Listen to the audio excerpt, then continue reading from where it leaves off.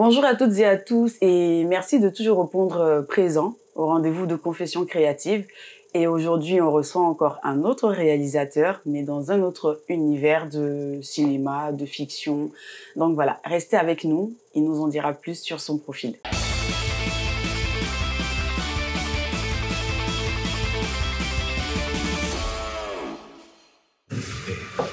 C'est quoi? Je me disais que pour une fois, on pourrait prendre le petit-déj tous les deux. Le petit-déj.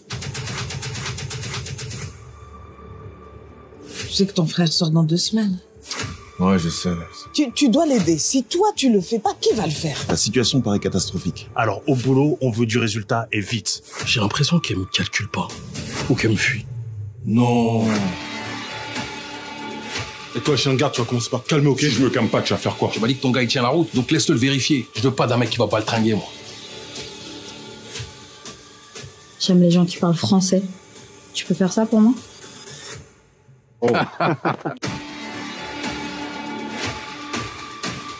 Soit on a un concurrent qui a mené une opération de séduction drastique, soit on a une putain de taupe au sein de la boîte. Bonjour. Bonjour. Merci d'accepter notre invitation. Je suis très honoré d'être là. Merci à vous de m'avoir invité. Ouais. Et franchement, c'est un honneur pour nous de te recevoir aujourd'hui, de parler de la série Mindset. Yes. Une série qui en dit long, l'état d'esprit sur ton parcours. Et avant de commencer, qui est Jimmy? Parce qu'on sait que voilà, tu commences en tant qu'ingé son et par la suite, tu fais de la street photo. Tu deviens réalisateur de clips. Entre guillemets, ça va dans tous les sens. Mais voilà, pour cadrer tout ça, contextualiser, qui est Jimmy? Ok, moi je m'appelle Jimmy Libam. Ouais. Je suis réalisateur depuis quasiment une 15aine d'années, on va dire. Ouais. Et non, je dirais pas que ça part dans tous les sens, je dirais juste que le point commun, c'est l'audiovisuel. Okay. Voilà. C'est-à-dire que voilà, j'ai fait une formation, j'ai fait une école américaine qui s'appelle la SAE, d'audiovisuel. Donc moi, en fait, à la base, j'étais dans la musique. Donc j'étais compositeur, beatmaker. Okay. Et la première activité que je crée, c'est un label de musique en 2009 avec un pote ivoirien. Purple Street? Non, c'était pas Purple Street à l'époque. À l'époque, il y avait un autre nom. Et voilà. Donc on a commencé dans la musique et de fil en aiguille, je m'oriente vers le visuel du coup, parce qu'il y avait l'audiovisuel et je m'oriente plus vers le visuel. Et donc voilà, je termine par la vidéo en fait. Et avant de terminer par la vidéo, tu commences par la photo. Comment est-ce Exactement. que la rencontre se fait avec la photographie? D'où vient aussi l'amour? Déjà, j'ai toujours été passionné d'audiovisuel, comme je l'ai dit, au sens large. Et puis la photo, j'étais toujours passionné par ça au début. Donc j'avais un appareil photo qu'un ami m'avait acheté à l'époque. Et donc du coup, voilà, exactement. Et donc du coup, j'ai commencé à faire des photos de mes amis. Je prenais mes amis en photo, tout ça, et je commençais à me perfectionner. Donc je regardais ceux qui étaient, on va dire, un peu plus avancés. Donc je regardais les techniques, les retouches, taladidala. Donc moi je suis quelqu'un qui est très geek aussi, on va dire, même si ça se voit pas, mais en tout cas le métier le demande. Et donc voilà, c'est comme ça que je commence par la photo et je bascule dans la vidéo. Ça a l'air peut-être comme ça pas logique, mais c'est très très logique. Pourquoi? Parce que t'as vu l'un des métiers les plus importants dans la vidéo, donc dans les clips, dans les films, dans les séries, c'est le directeur de la photographie. Okay. Voilà. Et le directeur de la photographie, qu'est-ce qu'il fait? Le directeur de la photographie, c'est celui qui est en charge de 1, la lumière et 2, le cadrage. D'accord. Et la photographie, pourquoi? C'est pour ça que quand on me demande souvent quel est le parcours idéal, c'est de commencer par la photo, parce que tu vois, chaque fois que tu regardes un film, tu peux faire pause. Pause, c'est une photo, tu vois. Là, tu vois pas la personne parler, tu vois pas l'image en mouvement. Donc, c'est-à-dire que la photo t'apprend à cadrer. La photo t'apprend à pas couper les têtes, à mettre le personnage au centre, à gauche, à droite, ce que ça signifie, la profondeur de champ. La photo, c'est la base de la vidéo. Et donc voilà, si tu veux vraiment avoir, on va dire, la bonne formation, selon moi, en vidéo, c'est d'apprendre d'abord des notions de photo.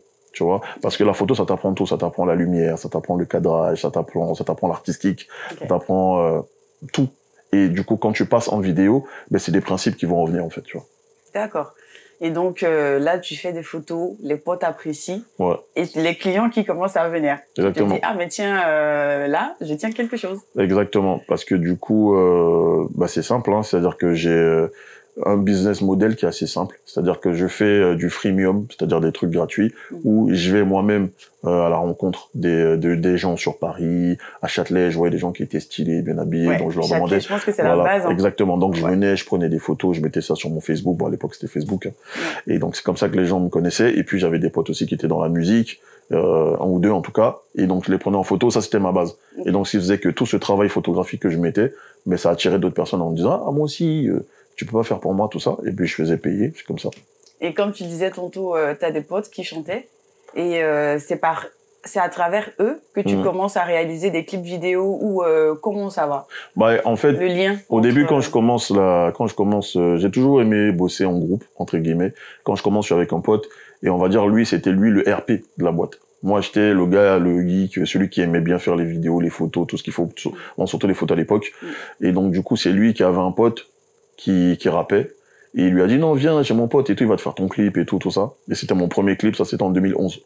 Okay. Voilà, mon premier clip que je réalise de ma vie, c'était un street clip, et depuis là on s'est pas lâché, et j'ai eu 2 artistes comme ça.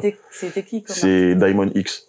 Okay. Vous pouvez taper sur YouTube, il a des beaux petits clips. Comme ça on verra les exactement. Le premier clip ça s'appelle Mexal. Okay. C'était en 2011, ça fait quand même très loin. Et voilà. Et ensuite, j'ai fait le deuxième clip. Pour vous dire, le deuxième clip, je l'ai fait l'année d'après. D'accord. Voilà. Un clip en un an. Voilà, exactement. Deuxième clip, c'était l'année d'après, et c'était Poison, qui est aujourd'hui Poison Mobutu.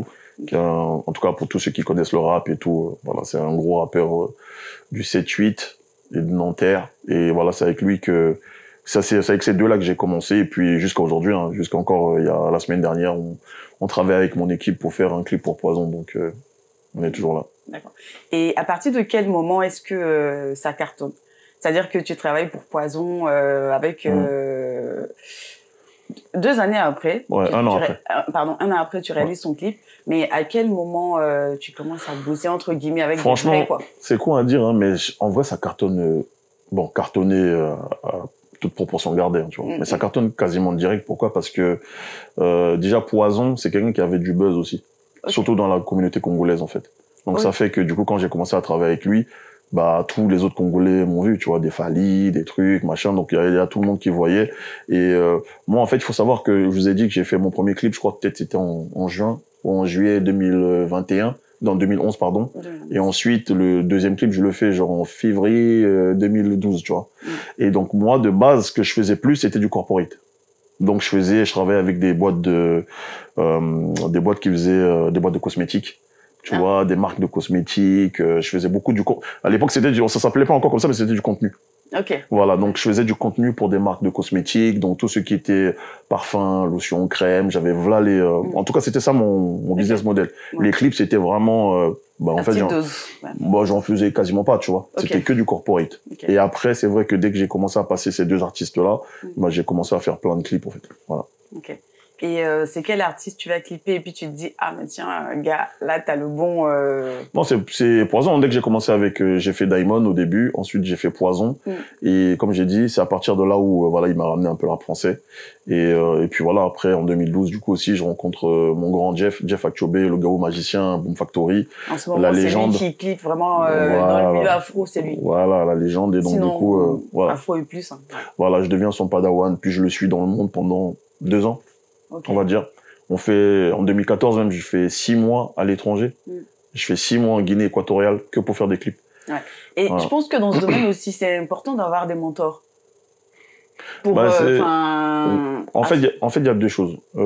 L'école, c'est très bien parce que ça t'apprend, on va dire, toute la technique, tout l'aspect théorique, exactement, mais rien ne vaut la pratique, tu vois. Même les profs vont vous dire prenez une caméra film, tu vois. Parce que et être dans la pratique, c'est une autre école qui est très formatrice parce que tu vois tout de suite des fois les problèmes, tu vois tout de suite ce qui marche pas, tu vois tout de suite du coup ce qui marche et tu apprends de manière exponentielle, on va dire.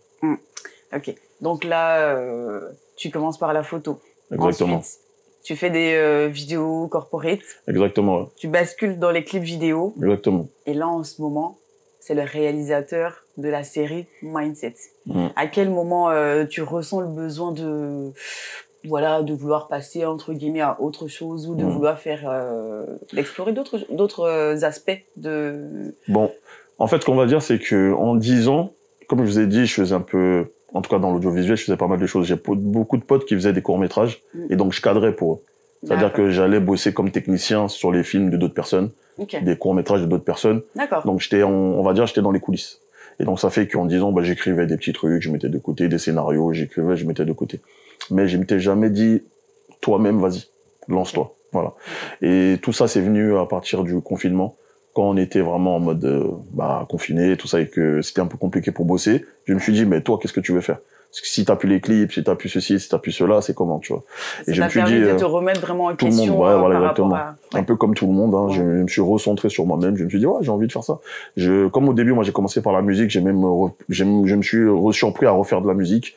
Donc, j'ai refait de la musique. En fait, c'était comme si c'était une renaissance, en fait. Ouais. Une liberté, tu te donnes cette chance de tout faire un peu. Exactement. Donc, c'est comme ça, hein. C'est comme ça que c'est de là que ça part. Et ensuite, je me dis, j'ai ce scénario-là qui a l'air sympa. Et puis, je décolle avec ça. Et entre l'idée, le tournage, la diffusion, c'est tout un parcours. Ouais. Explique-nous un tout petit peu. Parce qu'il y a pratiquement 4 ans, hein. Parce que 2020. Exactement. Tu commences à écrire, mais là, c'est en 2025 que la série sort. C'est énorme en termes de timing. Exactement. Nous, c'est vrai que dit comme ça, c'est énorme. Yeah. Mais si vous parlez avec pas mal de réalisateurs, ils vont vous dire la même chose. Tout le monde a la même histoire. Oui, ça fait 5 ans que je suis sur mon truc, ça fait 3 ans, ça fait 4 ans. Donc ouais, on va dire que les castings... de la résilience finalement. Oui, parce que je pense qu'en fait, quand tu... Déjà, je pense que ce type de projet, c'est des projets qui méritent d'aller au bout. C'est-à-dire quand tu commences quelque chose, faut le finir. Nous, en tout cas, moi, je suis de cette école-là, tu vois. Je vais pas me lancer sur un truc pour abandonner, tu vois. Donc voilà, si je commence un truc, faut que je le termine. Et donc du coup, les castings commencent en 2020. Voilà, les premiers tournages, je crois en février 2021. Et effectivement, la série sort en février 2025. Tu vois, donc entre-temps, ça fait 4 ans, mais c'est pas 4 ans dans le vent, c'est 4 ans utiles parce que déjà, on avait des soucis financiers, parce que du coup, j'avais peut-être pas vu l'ampleur de ce que je voulais faire et de ce que ça allait impliquer financièrement. Donc, on a dû nous-mêmes, se priver de pas mal de choses. On aurait pu être déjà propriétaire, acheter des voitures, des trucs, machin. Ouais. Mais on a décidé d'investir là-dedans, en tout cas. Ouais. Et c'est un peu paradoxal, hein, parce qu'on se dit, t'as tourné des clips avec des artistes comme Fally, comme... Non, pas Fally. J'ai fait des feats avec lui, avec Poison, certes. Mais sinon, ouais, Kofi, j'ai fait avec Kofi. En tout cas, en Afrique. Kofi, ouais. Que Black. Et quand on regarde aussi ton palmarès, au travers des clips, c'est plus de 300 millions de visionnages. Donc là, on se dit, mais tu connais du monde. Tu connais... pour le financement, ça sera pas du tout un problème. Mais non. On se rend compte que même pour financer, ça aussi, c'est tout un autre univers, c'est tout un autre fonctionnement. Explique-nous aussi un peu. Non, exactement, comme tu l'as dit, c'est pas pareil. C'est deux choses différentes. C'est-à-dire même toi, est-ce que tu étais surpris aussi de voir que c'était un peu compliqué comme ça ou pas? Je vais pas te mentir, en vrai, j'ai même pas vraiment demandé, entre guillemets. Parce que, en fait, moi, j'ai toujours compté que sur moi. La réalité, elle est là, en fait. C'est-à-dire que, du coup, comme je suis réalisateur, je connais un peu les coûts de ce que je fais. C'est-à-dire que je suis réal, j'ai besoin d'une caméra, je sais combien ça coûte. J'ai besoin de louer une maison, je sais combien ça coûte. J'ai besoin de payer un figurant, je sais combien ça coûte. Et quand je me lance, je sonde un peu le marché. Mais en vrai, je me dis, s'il faut mettre les 15 000 € sur la table, c'est à toi de les mettre, tu vois. Je commence pas parce que, si tu veux, le truc qu'on n'a pas dit, c'est que je suis producteur aussi depuis 2015. J'ai un artiste qui s'appelle Feno Ambro, qui fait de l'afro, que je produis depuis 15 ans. Donc, c'est à dire que mon parcours de producteur fait que, quand tu produis, tu finances. Tu finances tes studios, t'achètes les instrus, tu payes les clips. C'est-à-dire que même si toi, tu te payes pas toi en tant que réal, certes, mais les figurants, faut les payer, faut trucs, machin. Ah, bien sûr. Donc, ce qui fait que, en fait, moi, je comptais plus sur moi déjà. Tu sais pourquoi, en fait? Parce que le truc, c'est que comme je t'ai dit, j'étais tellement en amont avec pas mal de réalisateurs dans la fiction. Je sais que beaucoup de gens ont des scénarios, mais attendent les financements. Et au final, ça fait 5 ans, 6 ans que t'attends, t'auras jamais de financement. Le seul truc, c'est que dans 6 ans, on va dire, ah, ton truc à l'ancienne, là, d'il y a 6 ans. Ah. Voilà, donc ça veut dire qu'en fait, aussi, tu sais, il y a une phrase qui dit, si t'es un peu croyante, une phrase qui dit, aide-toi et le ciel t'aidera. Ouais. Voilà, c'est-à-dire qu'en fait, la charité bien ordonnée commence par soi-même. Faut d'abord commencer. C'est-à-dire que même moi, je partais du principe que c'était à moi de faire l'effort pour montrer aux gens que ce que je veux faire, c'est vraiment lourd, tu vois. Et ben voilà, c'est tout. Hein. C'est-à-dire qu'il fallait juste avoir les financements qu'il fallait, et puis investir soi-même déjà. C'est ça. Et ensuite, du coup, rentrer un peu dans la tête de tout le monde avec ce projet, et que les gens se disent, ok, on a vu quelque chose, ok, on peut venir. Parce que venir avec des scénarios, des grosses feuilles comme ça, tout le monde peut le faire. Et on le lit même pas, on l'ouvre. Ok. Mais par contre, quelqu'un qui vient, qui a déjà mis le pied à l'étrier, qui a déjà fait des choses, t'as vu, tu vois un peu la qualité, tu vois ce qu'il a voulu faire, tu te dis, ok, lui, je peux le suivre. Rentrer dans la vision. Ouais. C'est pareil. Tu vois, moi, j'ai ce background de la musique qui fait que même aujourd'hui, t'as vu, tu peux avoir une super belle voix. Ouais. Je vais te dire, chante, tu vas chanter, je vais trouver ça beau. Mais devant une maison de disques, ça vaut rien. Tu vois, tu voudras toujours moins qu'une fille qui sait moins chanter, mais qui est sur TikTok, qui fait déjà 50 millions de vues. Aujourd'hui, c'est... Mon gars, les gens voient, on en parlait un peu en off, les gens voient que la rentabilité, tu vois. C'est ça. Il s'agit pas que de l'artistique. L'artistique, c'est toi qui le gères. Ouais. Mais ceux qui veulent mettre de l'argent, ils veulent voir la rentabilité, tu vois. Et la rentabilité, c'est quoi? C'est les vues, c'est quoi? C'est les trucs, tu vois. Ouais. Et donc, aussi qu'il y a autour du projet. C'est tout. Ouais. C'est-à-dire que, intrinsèquement, les scénarios, oui, tu peux écrire des trucs, tu vois. Mais il y a plein de gens qui écrivent. Maintenant, combien de gens passent à eux-mêmes réaliser, soit un pilote, soit un truc en tout cas, qui réellement donne envie de les suivre. Ben moi, c'est ce que je voulais faire. Ok. Beaucoup de privation. Oui. Le projet commence à prendre forme. Et le casting, comment ça se passe aussi? Parce que le jour du lancement, moi j'étais à Suresnes, hein, on va parler du lancement, etc. Et franchement, j'étais conquise. C'était incroyable ce qui s'est passé. Et le public était en mode... Franchement, merci pour le casting. On se reconnaissait vraiment dans certains personnages. On voit qu'il y a de la diversité, etc. Est-ce que ça aussi, ça a compté pour vous? Enfin, l'équipe, quoi. Est-ce que ça a compté énormément pour vous? Ou non, vous avez travaillé et puis le public a apprécié avec un autre regard? Bon, la deuxième aussi, question est vraie.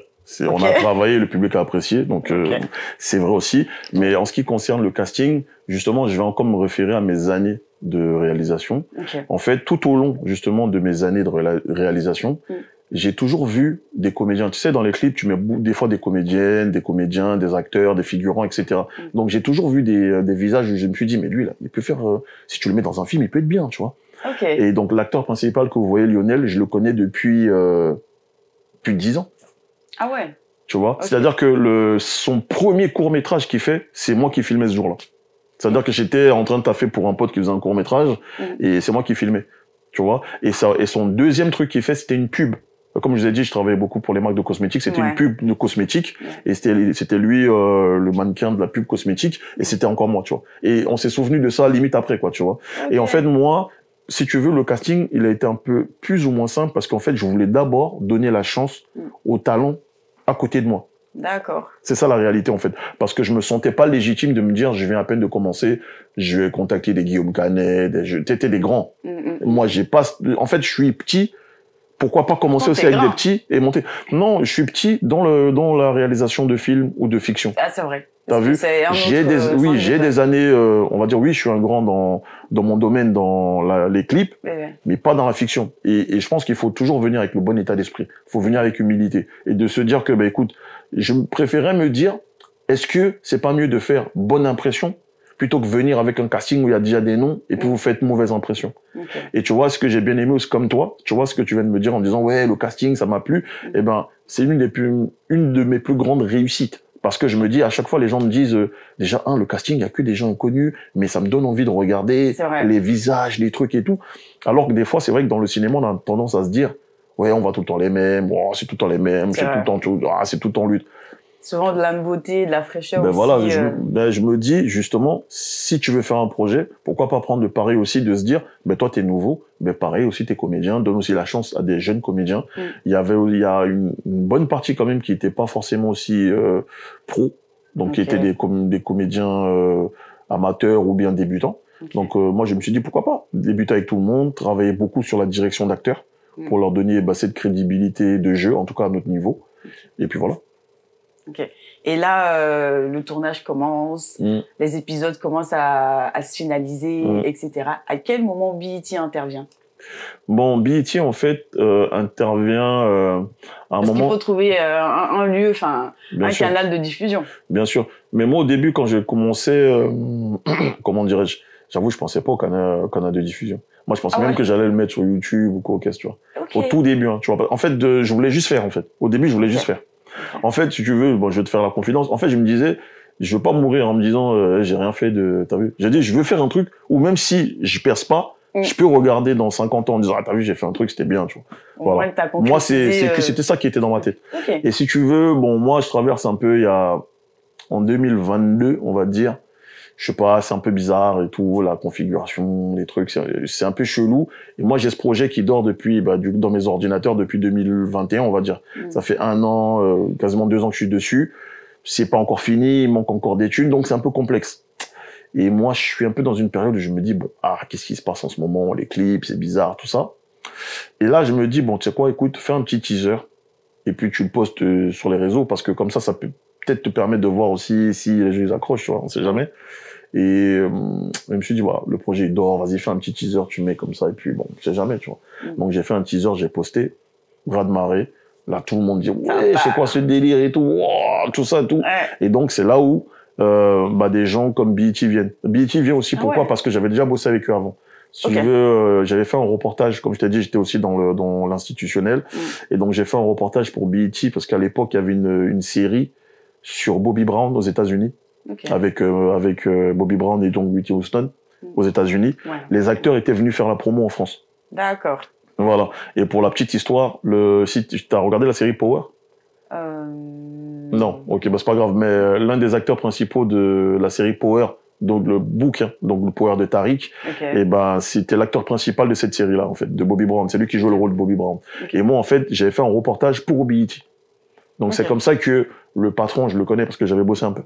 Et donc du coup, quand la série, le teaser sort et que tout le monde en parle et que les gens voient que c'est un contenu black et tout le monde me dit, mais c'est comment, c'est où, ça va sortir où? Mais je dis, écoutez, pourquoi pas avec vous, hein, c'est jamais, tu vois. Et donc, c'est là où l'intérêt arrive. Mais quand l'intérêt arrive, on est aussi face à des réalités.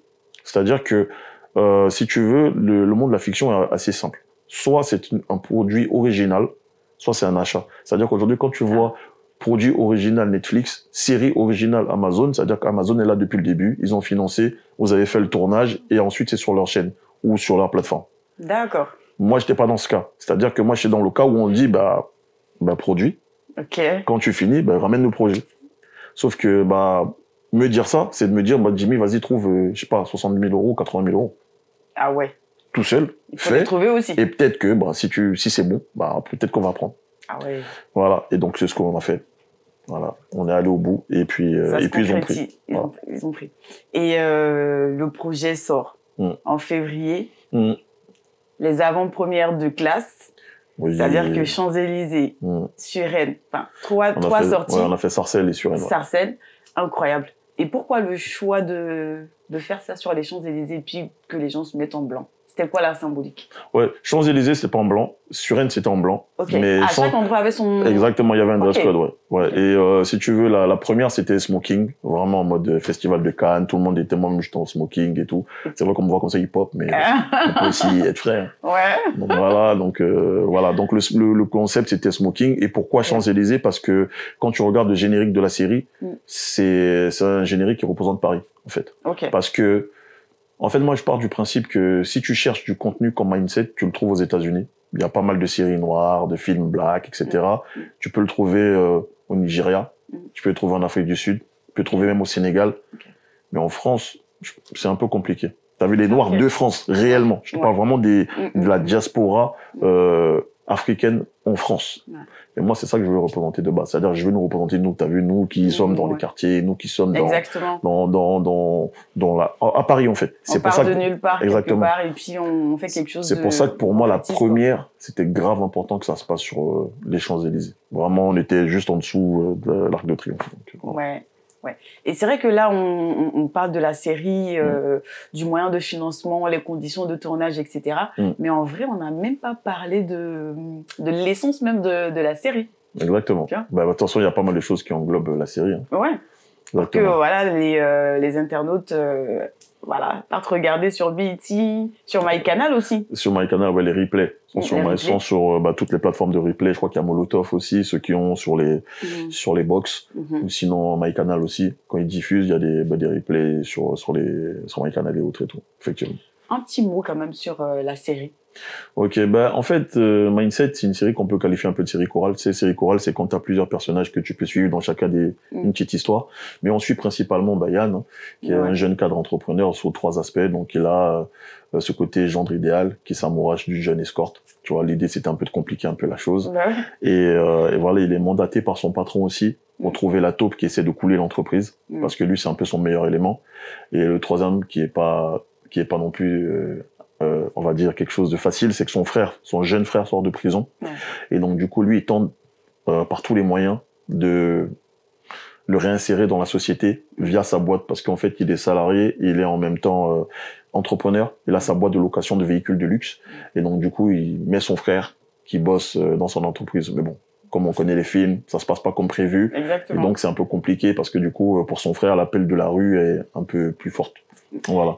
Est-ce que aussi dans la série, il y a les inspirations de la banlieue, enfin, de vos conditions de vie, hein, de l'équipe technique, de comment est-ce que les uns et les autres ont grandi. Voilà. C'est quoi l'ADN aussi de l'écriture de la série? Banlieue, oui, un petit peu. Mais justement, moi, en fait, parce que c'est très contrasté aussi. Hein, non, mais je vais te répondre. En fait, si tu veux, moi, cette série, je l'ai voulu d'abord mature. Okay. Je l'ai voulu parce que je me suis dit, je vois beaucoup de choses. Chaque fois qu'on voit des noirs dans certains films, même de banlieue, tout ça, des fois c'est des mecs qui ont 40 ans, 45 ans. Mais tu vois, ils sont en jogging, ils sont en bas de la cité, etc. Tu vois. Ça veut pas dire que c'est mauvais, hein. Mais c'est pour dire que moi, je trouve que ça a un peu évolué aussi. Hein. Non, ça a évolué, mais je veux dire par là qu'on est toujours infantilisé. Ok. C'est ça que je veux dire. Le constat que moi je fais, c'est que on voit pas juste un mec qui taffe, parce qu'aujourd'hui. Qui a un bon poste, parce que, tu vois, par exemple, moi, pendant le confinement, je faisais pas mal de live. Toujours sur le côté un peu homme-femme, les relations, tout ça, etc.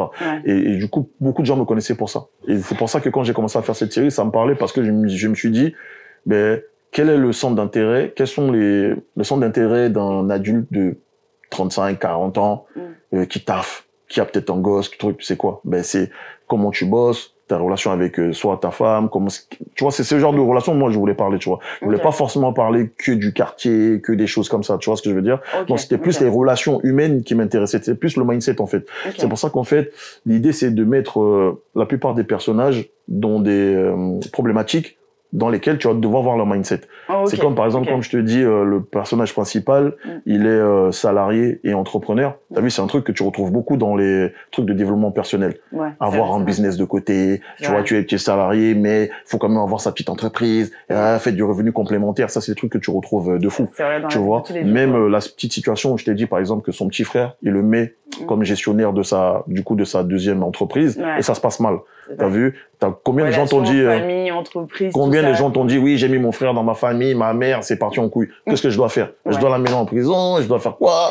Tu vois ce que je veux dire? Ça, c'est des choses que les gens connaissent. Tu vois ce que je veux dire? C'est des petits trucs comme ça où, tu vois ce que je veux dire? Il y a même un dicton camère qui dit, on ne fait pas de business avec quelqu'un qu'on peut pas mettre en prison. Frère, on ne fait pas de business avec quelqu'un qu'on peut pas mettre en prison. Le côté camère aussi, c'est mon gars, parce que quand on va bouffer ton argent, là, les gens vont dire, non, mais c'est ton frère.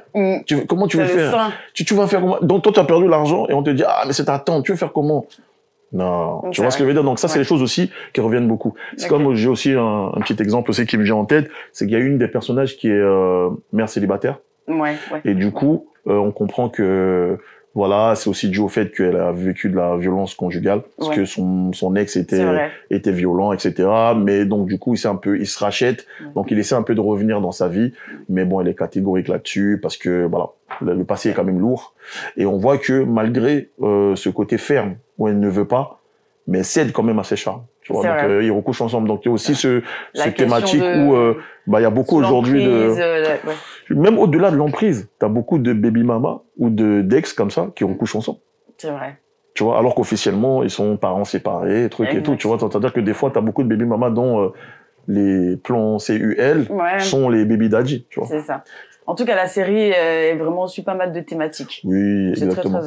C'est très intéressant. Parce que moi, j'ai apprécié les 2 épisodes que j'ai vus. Je t'invite d'en voir le reste, hein, parce que bien sûr. Je pense que franchement, quand tu arrives à l'épisode 5, t'as quand même, tu te dis, bon, il y a quand même, en tout cas, tu évalues le travail entier et tu te dis vraiment, je pense que tu as envie de voir la saison 2, quoi. Exactement. C'est là que j'allais en venir. Et dernièrement, il y a eu quand même un médiatour, surtout du côté de l'Afrique. Voilà. Avant ça, il y a la Martinique. Voilà, on a fait la Martinique, on a fait aussi une projection là-bas. Une belle projection. On a fait aussi le médiatour, on est passé sur France Télé là-bas, etc. Après, là, du coup, on revient de l'Afrique aussi. Côte d'Ivoire, Sénégal. On a fait Côte d'Ivoire, on a fait le Sénégal, Live TV, des chaînes comme Eric Fabre et tout sur le Sénégal. L'objectif de tout ça aussi, c'est d'entraîner d'autres producteurs africains à éjecter de l'argent ou voilà. C'est de faire la promotion aussi de la série. Il y avait 2 objectifs. Le premier, c'est de faire la promo parce que tu vois, par exemple, quand tu as une série qui est sur Netflix, que tu sois au Gabon, ou en Colombie, je sais pas où, dès que tu allumes Netflix, tu vois la série. C'est-à-dire que Netflix, déjà, il t'emmène dans le monde.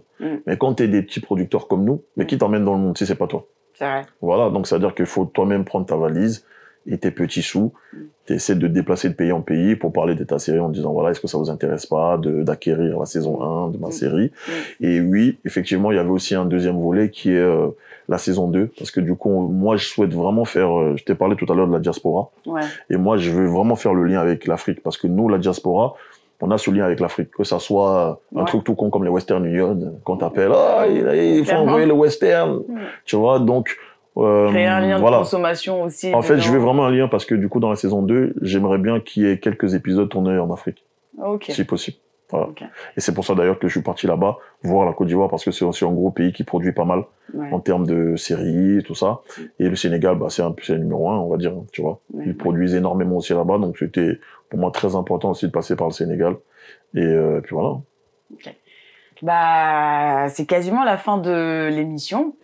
Qu'est-ce que tu peux dire aux petits qui veulent aussi embrasser la carrière de réalisateur, de photographe, de filmmaker? Parce que souvent, on est un peu perdu. On ne sait pas par où commencer. Parce que l'esprit créatif est là. Souvent, ça fuse dans tous les sens. Mais comment est-ce qu'on peut canaliser tout ça? Par quoi commencer? Parce que toi, tu as parlé de photographie, où tu trouves que c'est vraiment la base pour toi. Mais je sais pas. Non, en fait, je dirais déjà, la formation. Se former, c'est important. Se former, ça prend du temps. Et il faut être patient. Parce que c'est vrai qu'aujourd'hui, les gens sont très impatients. La nouvelle génération, pour eux, si ça marche pas en 1 an, ça veut dire que ça va jamais marcher. Moi, je pense que dans l'interview, si tu rewind, tu vas capter que j'ai fait un clip en 1 an, le clip l'année d'après. Et je suis là 15 ans après. Et pour la petite parenthèse, est-ce que par moment, tu t'es dit, non, le truc, ça prend trop de temps, là. Il faut que j'aille voir ailleurs. Il faut que j'essaie de me réorienter vers autre chose. Est-ce qu'à un moment donné, tu t'es remis en question et puis tu t'es dit que non, vas-y. Non, parce que, en fait, j'avais que des exemples positifs. Pourquoi? Parce que, en fait, il y a 2 manières d'approcher une carrière artistique. Il y a le point de vue de l'artiste et il y a le point de vue du producteur de l'artiste. Et en fait, tu dois être ces 2 points de vue. Personnellement. Voilà, exactement. Parce que tu dois être l'artiste fou qui est dans son garage en train de peindre comme ça, t'es trop chaud, t'es trop dans l'artistique, ça c'est une chose. Mais tu dois être aussi ton propre producteur, c'est-à-dire quelqu'un qui voit la vision financière de ce que tu fais. Et moi, je vais pas honte de le dire, et c'est ce que j'essaie de préconiser à tout le monde, c'est d'abord de voir le côté argent. C'est très important, tu vois. C'est-à-dire de se dire que, écoute, moi je dois me donner des objectifs financiers chaque mois. Je suis désolé, quand tu vas sur YouTube, il y a énormément de vidéos, que ça soit en termes de clips, de reportages, de contenus tels que des podcasts qui sont faits par moi. Et quand je te dis énormément, c'est 5 000, 4 000. Et donc, si tu commences à réfléchir en te disant, mais si moi, j'arrive pas à faire 3-4 projets dans le mois, c'est bizarre. Tu vois? Et c'est comme ça que tu dois te donner des objectifs. Tu dis, voilà, moi, tous les mois, je dois faire quoi? 500, 1000, 2000, 4000, 10 000. Et c'est comme ça qu'en fait, tu progresses. De confiance en soi, de qualité de travail. À quel moment tu te dis, non, c'est bon, j'en suis capable, et puis pour se fixer ces genres d'objectifs? En fait, déjà, je pense que c'est bien, c'est de se rapprocher aussi des personnes qui sont dans le game, tu vois. C'est-à-dire que si tu vois déjà un mec que t'aimes bien et puis qui est accessible, bah, tu parles avec lui. Il faut pas avoir peur de lui demander des conseils. Tout à l'heure, tu vois, je t'ai dit, il faut commencer quelque chose avec humilité, tu vois. C'est-à-dire quand tu rentres dans un secteur, n'aie pas peur de dire qu'aujourd'hui t'es rien pour l'instant. Ça veut pas dire que demain tu seras rien, tu vois. Faut commencer de la bonne manière. Déjà reconnaître que je ne suis rien, j'ai besoin d'apprendre. Et donc c'est pour ça que je vais vers les gens. T'as vu, quand t'es petit, tu n'es rien. T'as des profs de la maternelle jusqu'en terminale. Tu vois le nombre d'années que ça fait? Ça fait peut-être 10 ans ou même plus, tu vois. Donc ça veut dire que voilà, faut d'abord avoir cette humilité de dire que écoute, je ne sais pas, donc j'ai besoin d'apprendre et j'ai besoin d'apprendre des meilleurs, des plus grands, des gens qui eux ont déjà fait 10 ans, parce que peut-être d'apprendre d'un mec qui est déjà là depuis 10 ans, ça va t'éviter de faire des erreurs. Comme lui. Nous, par exemple, c'était chaud. On n'avait pas forcément des gens, jusqu'à ce qu'on rencontre des bonnes personnes et on avance aussi. Tu vois, c'est aussi pour ça que moi, à partir de 2018, j'ai commencé la formation. Alain, bah, tu connais déjà, qui était là depuis peut-être 2015 avec moi. Après, les autres, que ce soit Mirane, qui est une jeune femme aussi très bonne et talentueuse réalisatrice, qui est avec moi depuis 2018. Germano aussi, qui est aussi un gros réalisateur aussi. Sous Purple Street aussi, qui sont là et qui aujourd'hui font la petite carrière et tout, tu vois. Donc voilà, je pense que déjà l'humilité, ensuite la rigueur, et la rigueur aussi financière. Parce qu'en fait, je vends pas juste le côté artistique, tu vois. C'est une profession. Parce que demain, si tu ne fais pas d'argent, toute ta famille va te dire arrête. Et ce qui est logique. Tu vois. Et peut-être que toi-même, tu auras envie d'arrêter. Donc si, c'est comme si demain t'es maquilleuse ou co-caisse, faut que tu commences à regarder par mois combien je fais. Tu vois. Et tu te dis, bah, l'objectif, c'est que le mois prochain, je fasse plus. Et que l'année prochaine, je sois dans d'autres catégories. Tu vois. C'est comme ça. En tout cas, vous avez entendu, hein, Jimmy, il a tout dit. Il est accessible, il est super cool. Du coup, il va laisser son Insta et tout pour les personnes qui sont tentées de le faire dans la prod, etc. Je pense qu'il est ouvert, hein. Ouvert. Tu penses? Non, ouvert, hein, bien sûr. En tout cas, discuter, ça n'a pas de prix. On peut quand même discuter, échanger. Ouais, bien sûr. C'est très important. En tout cas, je pense que moi-même, j'ai été aidé. C'est important aussi de transmettre. Moi, je pense même que c'est le plus important. Tu vois, en Afrique, on parle toujours du vieux devant le baobab, des palabres qui transmettent et tout. C'est important la transmission. Tu vois. En tout cas, nous, c'était un réel plaisir, un honneur de te recevoir aujourd'hui pour parler de mindset, pour parler de ton parcours. Merci. Et on espère que la saison 2 va couler vraiment de source et puis qu'avec l'équipe, vous serez à Confession Créative pour nous parler de la saison 2, quoi. Franchement, merci d'avoir répondu présent à notre invitation et puis d'avoir répondu généreusement à nos questions. Merci à vous pour l'invitation. C'était un réel plaisir de participer. Et longue vie aussi à ton émission, en tout cas. Merci. Alors, c'est la fin de cette émission. Merci d'être resté, d'avoir visionné. On se donne rendez-vous pour un prochain numéro. On n'oublie pas de s'abonner, de partager, commenter et surtout, on laisse des avis. Et si vous avez des invités aussi à nous proposer, on prend. Allez, à la prochaine. C'est quoi? Je me disais que pour une fois, on pourrait prendre le petit-déj tous les deux. Le petit-déj. Tu sais que ton frère sort dans 2 semaines. Ouais, je sais. Tu dois l'aider. Si toi, tu le fais pas, qui va le faire? La situation paraît catastrophique. Alors, au boulot, on veut du résultat et vite. J'ai l'impression qu'elle me calcule pas. Ou qu'elle me fuit. Non. Et toi, chien de garde, tu vas commencer par te calmer, ok? Si je me calme pas, tu vas faire quoi? Tu m'as dit que ton gars, il tient la route, donc laisse-le le vérifier. Je veux pas d'un mec qui va pas le tringuer, moi. J'aime les gens qui parlent français. Tu peux faire ça pour moi? Oh. Soit on a un concurrent qui a mené une opération de séduction drastique, soit on a une putain de taupe au sein de la boîte.